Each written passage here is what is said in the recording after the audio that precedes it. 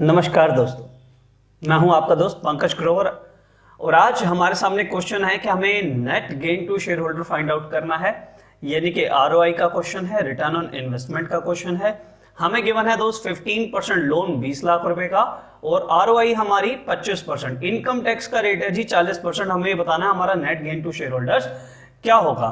तो दोस्त अगर 15%, अगर हमें 25% कमाई हो रही है और हमने 20 लाख का लोन लिया है तो 25% ऑफ 20 लाख बनता है 5 लाख, यानी कि हमारी कमाई कितनी हो रही है जी? हमारी कमाई हो रही है 5 लाख रुपए।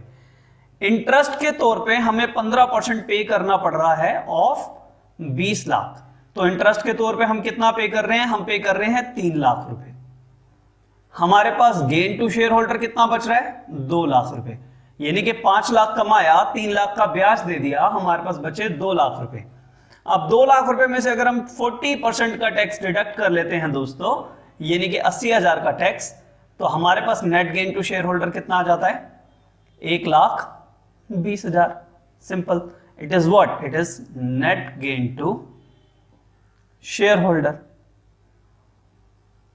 और इसी की तरह अगर हमें रिटर्न ऑन इन्वेस्टमेंट निकालना है, इसी तर्ज पे रिटर्न ऑन इन्वेस्टमेंट निकालना है, तो रिटर्न ऑन इन्वेस्टमेंट निकालने का क्या तरीका है जी? रिटर्न ऑन इन्वेस्टमेंट निकालने का तरीका है net profit before interest and tax upon में कैपिटल एम्प्लॉयड। कैपिटल एम्प्लॉयड में दोस्तों हम दोनों तरीके की कैपिटल शामिल करते हैं।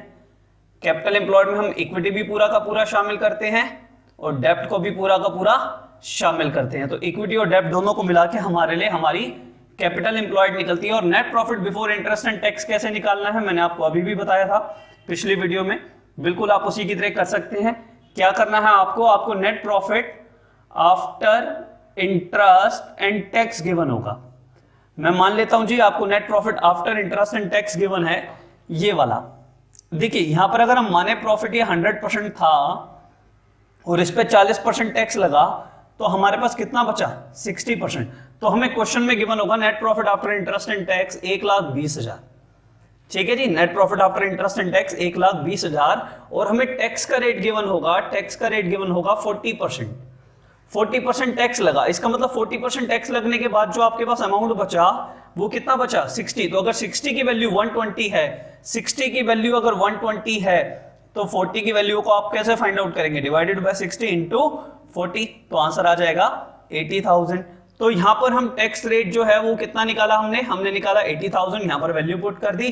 तो नेट प्रॉफिट बिफोर टैक्स हमारे पास कितना आ गया जी? नेट प्रॉफिट बिफोर टैक्स हमारे पास आ गया, नेट प्रॉफिट बिफोर टैक्स हमारे पास आ गया 2 लाख। अब इस पे इंटरेस्ट कैसे कैलकुलेट कर लेंगे? मान लेते हैं जी यही क्वेश्चन है।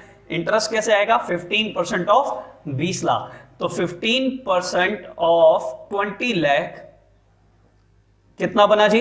15 दूनी 30, यानी कि 3 लाख। यानी कि हमारा जो net profit before interest and tax आया वो कितना हुआ? Net profit before interest and tax हमारा आया 5 लाख रुपए। Net profit before interest and tax दोस्तों हमारा आया 5 लाख रुपए। अब इसी क्वेश्चन को अगर हम आरओआई के तरीके से सॉल्व करने की कोशिश करें तो कैसे सॉल्व होगा? Net profit before interest and tax आ गया, कैपिटल एम्प्लॉयड हमें गिवन है। कैपिटल एम्प्लॉयड के यहां पर हमें शेयर होल्डर्स फंड नहीं गिवन, सिर्फ और सिर्फ लोन गिवन है 20 लाख रुपए का। तो मैं 20 लाख रुपए का ही लोन मान लेता हूं और आरओआई वाले फॉर्मूले में हम इस वैल्यू को पुट करते हैं, net profit before interest and tax that is 5 lakh upon में 20 लाख इंटू 100। तो ये कितना आ गया दोस्त? ये आ गया 25%, यानी कि आपकी आरओआई कितनी है? आपकी आरओआई हुई 25%, है ना? सिंपल। ऐसी और सिंपल टिप्स एंड ट्रिक्स अगर आप जानना चाहते हैं अकाउंटेंसी के बारे में तो मेरे चैनल को सब्सक्राइब करना मत भूलिएगा, बेल नोटिफिकेशन को दबाना मत भूलिएगा दोस्त, ताकि आप कोई भी वीडियो मिस ना करें। Thank you so much. Thank you.